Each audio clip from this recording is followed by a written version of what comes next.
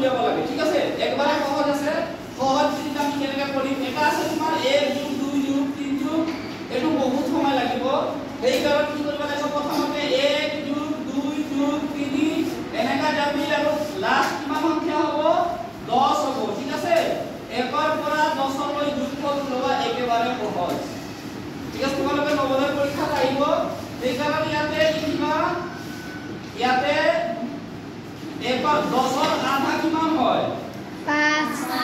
5 ইয়াতে 5 লিখি দিবা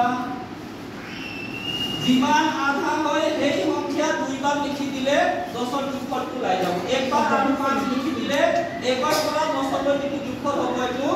55 কিমান হ'ব ঠিক আছে তেনেকৈ যদি 1 ৰ পৰা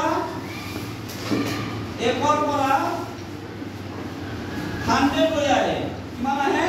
100 100 লৈ যদি যোগফল আহে একেবাৰে সহজ 1 ৰ আধা কিমান হ'ব 50 আৰু একবাৰ 50 লিখি দিয়া এটো হৈ যাব এদিন আগত আৰু শিকাইছিলো মনত আছে না হয় এনেকা যোগফল যাব লাগিব যদি 1 ৰ পৰা হয় তাৰ পিছত যদি 1 ৰ পৰা